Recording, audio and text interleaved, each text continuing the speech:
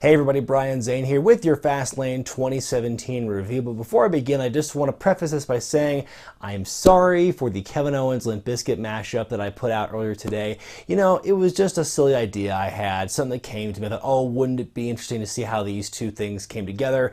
And I just wanted to try and see how it would go. You know, the verdict is in. Mashups aren't really my thing. You know, I wasn't going to do mashups on a regular basis from here on out. Just one little idea I wanted to try, see how it went over.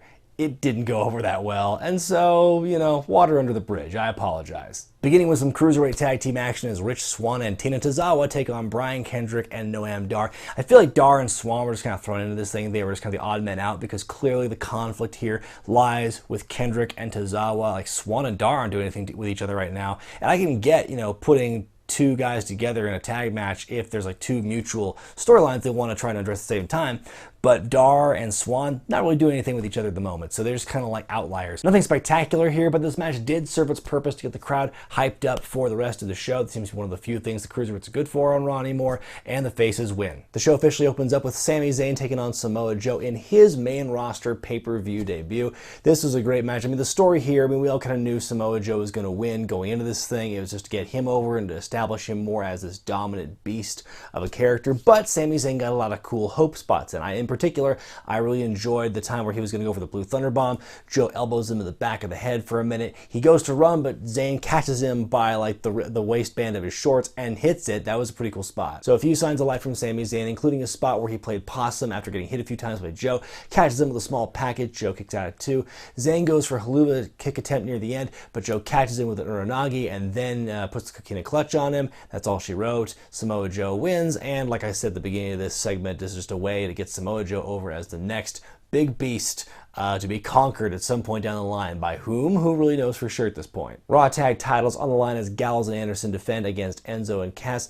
Enzo was in the ring for 98% of this thing. He was taking all the heat. Cass did the cleanup work near the end, as is the formula. You know, but Enzo does all that work, just taking the heat in the matches. But really his strength is, you know, his strength is selling and his strength is talking. As far as the actual wrestling stuff goes, as far as actual offense stuff, you know, he doesn't do anything that special to me. I mean, he sells great, he's a great punching bag, and I guess so it works for this point. I mean, I hate to see what'll happen when the team eventually splits up. I don't know how Enzo's going to do on his own. Enzo and Cass hit the bada boom shakalaka, but as they're going for the pin, Gallows pulls Enzo off. Enzo gets back in the ring, gets kicked for like the third or fourth time through this match by Anderson, and Anderson pins Enzo, and Gallows knocks the foot off the ropes. So Gallows and Anderson retain the championships in a much needed victory for these two guys, because I mean, over the last several months before they won the tag titles, they were both very hot and cold, very goofy at times. So this was a much needed win. It's a quality win. You know, the match itself wasn't amazing, but they need the win. Nia Jax taking on Sasha Banks in a rematch from what we'd seen at the Royal Rumble and the night after that on Raw,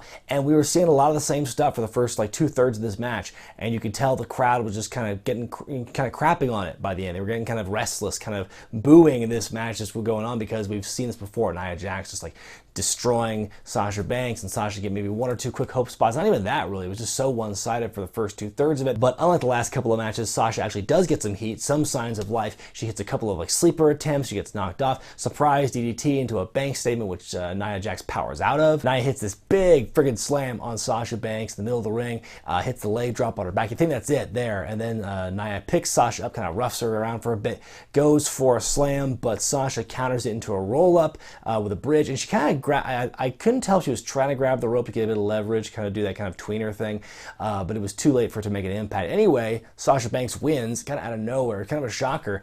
This is the second pinfall loss that Nia has had since coming to the main roster. The first one was back in January against Bayley, but that has been totally like wiped, you know, swept under the rug basically, because she got her wins back against Bayley later. So very surprising here. I mean, you don't want to see Sasha lose all the time, because you still want her to be a major player in the women's scene. You can't have her losing to Nia all the time, but it just, you know, it's weird. It's on this B pay-per-view, and we're going to see this a lot on this show. Weird to see this streak. It's basically a streak. It's for one little blemish. You know, the streak of Nia Jax getting ended here at Fastlane. Time for some bonus matches, and I love bonus matches on pay-per-view because basically it screams, we gotta throw some matches together that have zero heat and do it to fill time. During the pre-show, it's established that Jinder Mahal and handsome Rusev don't like each other anymore. That tag team dissolved, so that was a fun experiment while it lasted, and so Mick Foley puts them in a singles matches, one after the other. So Jinder Mahal comes out first, then Rusev. They fight for a bit. Jinder has his opponent Cesaro, who made a big stink during the pre-show about how he should be booked, and so I guess in kayfabe, the squeaky wheel got the grease. This match felt surprisingly competitive. I wouldn't say it was like an amazing match, but I think both guys looked really good. Like Jinder Mahal, he's not really known for his in-ring work. He's just known for jobbing, but I think this is the best he's looked in quite some time against a man who makes a lot of different people look good. So Cesaro eventually wins with the very European uppercut after the distraction, because Rusev was knocked out before the match began by Jinder. Rusev's getting up. He and Jinder lock eyes, and that was the distraction for Cesaro to win. Leading into Rusev and Jinder continuing to fight. They fight some more. Rusev knocks out Jinder Mahal, and then out comes the Big Show. The match begins with a really shitty boot by Big Show to Rusev, and it's a weird thing because, again, you kind of expect this to be a squash, but it's not. It's like a full-length match, and it's really weird because Rusev is giving Big Show as much of a problem as Braun Strowman did. So for this match, and nowhere else, Rusev is seen on par with Braun Strowman. It's just so confusing because for the last few weeks, with the exception of the Strowman match, Big Show has been built to be this just killer, this like squash match machine, kind of on the level of Strowman. But we're seeing here this very competitive matchup. Rusev hits 3 straight Machka kicks on Big Show. I thought that was going to be it, but no, Big Show kicks out. And eventually he hits 3 straight choke slams on Rusev, followed by a KO punch in the corner. So by way of murder, the Big Show defeats Rusev and now has a lot of momentum toward WrestleMania, where he'll be wrestling someone, maybe it's Shaq, who knows. Cruiserweight Championship on the line as Neville defends against Jack Gallagher. I feel like WWE's been able to do with Gallagher what they could not do with TJ Perkins and to a lesser extent Rich Swann, and to actually make a babyface cruiserweight that fans actually give a shit about. Jack Gallagher, whether you think he's a stereotype or not, is soup's over right now, and it showed in a big way here. There were some vibes of Cruiserweight strong style throughout this match. There was a point where Gallagher got bounced off the ropes and was hit with a really quick German suplex by Neville, which looked devastating at first glance. Upon the replay, it didn't look quite as bad. You could see Gallagher got his arm up and everything, but man, the first time you saw it looked really sick, and then he followed up immediately with a second rope Phoenix splash. Couldn't put Gallagher away there. There was a sequence when Gallagher hits his headbutt. Neville no-sells it, kicks Gallagher, but Gallagher hits another headbutt. This match by far the most exciting of the undercard and did a great job waking fans up after the stuff with Jinder and Rusev and Cesaro and Big Show. The match ends when Gallagher goes for a superplex. He gets knocked off by Neville. Neville hits the red arrow, which he doesn't do that often anymore now he's a heel, and retains the Cruiserweight Championship. Like I said, tremendous match. You know, I didn't think much of it going into it, but it really blew me away. The New Day come out for a promo segment because I guess there aren't any more heel tag teams available for them to fight, and they promote their upcoming New Day ice cream. And then, did I hear them correctly when they said that they were skating stickers to the bike? Skating stickers to the bike. Does Vince McMahon clear this stuff at all? I mean, it's kind of thing that bit from the Chappelle Show. My God, what have we done? Up next, it's Roman versus Strowman in a match that Michael Cole was way too excited about. And first of all, what the hell was Roman Reigns wearing on his feet during this match? Did he forget his gear? Did it get lost in his luggage at the airport? He had to wear whatever sneakers he had on at the time. Last week on Who Wore It Better, after the big contract signing kerfuffle, I asked myself, how are they going to top at the pay-per-view what they did on Raw in terms of action? I'd say at the very least they equaled that kind of action on this night, if not exceeded it just a little bit. There's this point where Strowman goes for a boot in the corner and Roman ducks, so Strowman takes this big bump to the outside, this big tumble. I've never seen something like that before from a guy that big. They fight on the outside. Reigns goes for a spear. Strowman catches him and slams him to the table. Strowman looking so strong here. I mean, not only is he able to catch Roman Reigns in these situations, just slam him and toss him at will, he takes 2 Superman punches. Then the third attempt, he just like straight shoulder tackles Roman Reigns. And then at one point, he goes to the top rope for a splash, and this is his downfall. This is his conceit catching up to him. He's trying to do one last thing to put away Roman Reigns, and then he jumps in the big air for this big man, and then he comes crashing down when Roman gets out of the way. Big spear by Roman Reigns, and Reigns wins. It took 2 spears and at least 2 Superman punches, and Strowman coming off the top rope and missing for Reigns to beat him. So it was not an easy victory.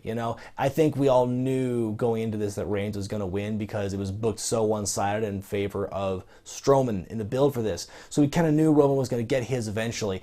But again, I've said before in this show that predictability is fine as long as the way to get there is entertaining. And the build might have been kind of so-so, except for it was punctuated by some good moments. sense, like at the end of last week's Raw. But then the match here, I thought once it started picking up and once it stopped being so one-sided, I thought it was a fun match to watch. And the way that we got to this point of Reigns beating Strowman, like, I'm okay with this. You know, there's no shame in Strowman losing to Reigns after all the hell he went through and all the stuff he put Roman Reigns through. Women's Championship match as Bayley defends against Charlotte. Will the queen of pay-per-view keep her streak alive? Has been so easy to predict these last several months. Things start off pretty quick with Bayley starting off really hot on Charlotte with a cutoff on the outside, and then from there we see a lot of familiar action between the two, especially with Charlotte getting her heat on Bayley. At one point, Charlotte hits a really great moonsault. She doesn't always hit the moonsault in the ring, but this one she did. I thought it was really good. At one point, Bayley has Charlotte in the Tree of Woe, and she commits like 3 botches in one move. It was this really awkward thing where she kept trying to get Charlotte in position, then she tried to make the run up, and like the timing wasn't right, so she started it again, and then she finally goes to the move and she just whiffs the elbow so bad. It was just this really painful spot to watch. Charlotte goes for a moonsault to the outside, but then out comes Sasha Banks, and they have a bit of a scuffle, and you think, oh, the match is going to end in disqualification. Charlotte gets to keep her win streak alive, even though it's by DQ. Bayley keeps the title, no harm, no foul. But no, the match keeps going. You're like, wait a minute. Bayley hits her finish on Charlotte on the outside. They get back in the ring. Charlotte rolls up Bayley, but then out of nowhere, Charlotte says, "Oh, she has the tights," and like she tattles on Charlotte, as Corey Graves eloquently described. And then Bayley hits the belly to belly again on Charlotte and wins the match and retains the championship. So it's this really bizarre thing where the faces look like total heels in this, because Bayley and Sasha working together to beat Charlotte, who was doing the honorable thing earlier by having Dana Brooke go to the back. I didn't want to see Charlotte win against Bayley and just do the same formula we've been seeing time and time again. I thought it would have been too easy to go to that. I would have been totally fine with Charlotte winning by disqualification. That way she stays undefeated at pay-per-view. Bayley keeps the championship. It's not another hot potato like we saw with Charlotte and Sasha, and we can go into Mania with that kind of heat. So now we have the pay-per-view streak, which would have been nice to end at WrestleMania, and prematurely here at Fastlane. And this is what you're going to see a lot of people talking about with this show overall, is a lot of streaks. Strowman's streak, and the Charlotte's pay-per-view streak, and to a lesser extent Nia's streak as well, ending at this B-level pay-per-view. And this is not me making a declarative statement. I want you to think about this and let me know what you think in the comments section. But here's the thing, because we all kind of like expect, oh, X, Y, and Z is going to happen at Mania, because that's like what the story dictates. We expect Charlotte to lose at pay-per-view at WrestleMania, because that's what it's building toward. We expect, Nia to lose at Mania or something like that. We expect these things to conclude and people to be beat for the first time at WrestleMania. So ultimately, what do we want? Do we want to see this predictable thing happen that we know is going to happen, but at least it happens at a convenient time for us? Or do we want to be surprised by something that happens when they shake things up a bit and change things and change the schedule and the timing of things a little bit by bumping these things up 1 month early? I'm not saying one's necessarily right or wrong, but in this case, I want to know what you guys think. Do you want to have predictability in this case, or do you want to be surprised? Main event time, the Universal Championship match as Kevin Owens defends against Goldberg. Well, this was something that happened, wasn't it? Goldberg comes out wearing his first WWE run tights. Kevin Owens does a pretty funny thing at the beginning where he just keeps powdering. He doesn't want to get in the match started just yet. He wants to get in Goldberg's head. He's trying to psych him out. Then he finally says, ring the bell, ring the bell. Then who comes out? Chris Jericho comes out, distracts Kevin Owens, bell rings, spear, jackhammer, and Kevin Owens is no longer the champion. Goldberg is your new Universal Champion. On the one hand, I don't totally hate Goldberg as champion now, because it gives his match with Lesnar at WrestleMania something different. I didn't want to see just a straight one-on-one rematch between these two, because how would it be different than what we saw in Survivor Series? If this is the Goldberg we're going to see, where it's just a couple of moves, if Goldberg's not going to take a bump and not going to do anything but his 2 trademark moves, and that's it, if that's what we're going to see, then there better be something different about it. It better be like a title up for grabs. However, it just, what a bunch of shit to have. If you're Kevin Owens and you gotta, you have such a weird, lackluster reign to begin with, and to have it end on such a sour note. If you're a nostalgia mark, then yeah, Goldberg coming back and winning is kind of fun. But at the same time, it's again, it's the whole part-timer stigma that fans, as much as they cheer for it, a lot of them deep down don't want, because it's the expense of the young guys, but they still buy the tickets and they still buy the merch. It's just so messed up. this whole this battle that we as fans have internally with the part-timers, because we're buying what they're selling. Like, if we left in droves over part-timers, then they wouldn't bring back part-timers. And I think we've just been so accustomed to seeing that we want the nostalgia, we want the comebacks from the part-timers. And even if even if our words disagree with it, our actions, the way we watch and the way we spend money on tickets and merchandise tells a different story. And apart from all that, the one thing that pissed me off about this match in general was Chris Jericho. He comes out to get revenge on Kevin Owens for beating him up, Festival of Friendship, and so he comes out to distract Kevin Owens to cost him the Universal Championship. But why? Wouldn't it behoove Jericho to let Kevin Owens win and let him keep the Universal Championship? Because Chris Jericho mentioned on multiple occasions that he wanted to fight Kevin Owens for the Universal Championship. He alluded to it once very briefly when they were still friends. Then near the end, like, oh, we're going to have the dream match, title for title, best friends fighting. And by the way, Chris Jericho's the U.S. champion, and no one seems to notice or care. Now they're probably going to have a U.S. title match at Mania instead, which is fine, I guess, but I think having the Universal title would mean more. And again, it's just weird because you've got the Goldberg-Lesnar thing, and that has to be for the championship in order for it to be interesting. You still have a championship here with Chris Jericho, so it's still a title match.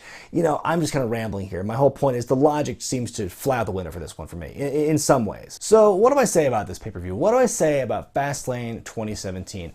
I'm not going to say it was the absolute worst pay-per-view I've ever seen in my life. I'm not going to say this was terrible, every decision was, but there were a lot of questionable decisions. Don't get me wrong.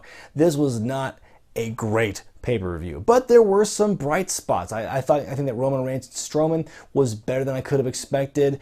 Cesaro, Jinder, even though it had no heat, it was like, okay, it was still a good wrestling match, but like, I don't really care about these two wrestling each other. Like, Cesaro's okay, but Jinder I can care less about.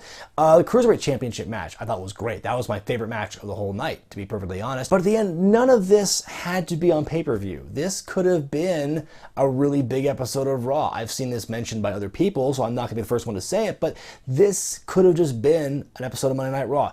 Fastlane did not need to exist going into WrestleMania. We could have just had all this stuff happen on Raw, and it would have been a cool episode of Raw. It probably would have won Who Wore It Better for the week for all the madness it had. I thought there's matches with no heat, promo segments that I think took way too much time. Oh, by the way, speaking of logic and stuff, in the main event, how about the fact that Foley told Samoa Joe, you better not go out and interfere, and then what happens? Chris Jericho interferes. Makes Foley look like an idiot. And again, the thing with Goldberg as champion beating Kevin Owens is there is a positive to this and there's a negative. There are some good things you can say about it and there's some bad things. So I'm not going to put Goldberg winning as a pro or a con because I feel it's just too much in the middle. There's too much on both sides for me to make a declarative statement on whether it's a pro or a con. But I will say Jericho interfering when he did the way he did, to me, was very logical. And speaking of logic or lack thereof, I do have to ding the Women's Championship match for it, especially the finish. The match itself wasn't that great. It was kind of sloppy here and there, but especially the finish, because it totally makes the faces look like dastardly heels. It's just a page out of Charlotte and Dana Brooks' playbook, and you could say it's, karmic justice to have Charlotte lose in this fashion, but to have it be so premature at WrestleMania, and the fact that, before WrestleMania, I should say, and the fact that, when Sasha, the moment she got physical with Charlotte, that should have been a disqualification. That should have been the match being thrown out. But it wasn't. I don't know if the referee missed his cue and they just had to, we gotta finish this match now. What the hell? So, overall grade for Fastlane 2017. C-, is that too generous? I mean, I don't want to give it a D because it's one level above failure, and I don't think the show was that bad. I mean, there just wasn't a whole lot that was good. It was like a barely passable pay-per-view. It was a great Raw, but a barely passable pay-per-view. So I would probably have to give it a C-, D+, if you want to call it that. That's where I'm going to border on that. I'm not going to go any lower than D+. So, gosh, time for Who Wore It Better.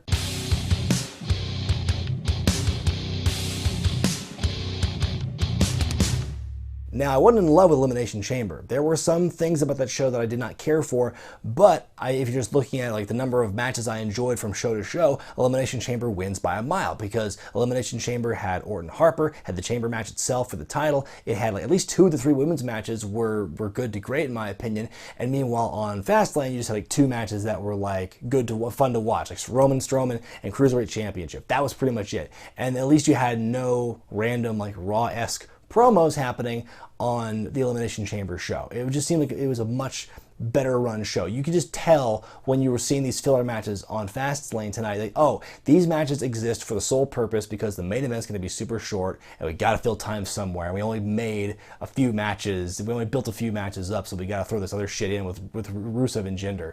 So I think overall, yeah, it's not much of a discussion here in the two pay-per-views, the brand exclusive pay-per-views leading into Mania. No question, Elimination Chamber wins for the month. It was not a perfect show, but it was far better than Fastlane. Let me know what you thought about Fastlane in the comments section below, comparing to Elimination Chamber. Talk about Goldberg winning the championship, what have you, all in the comments section below. Be sure to thumbs up this video if you like it, subscribe to Wrestling with Regret, and buy the t-shirts at ProWrestlingTees.com.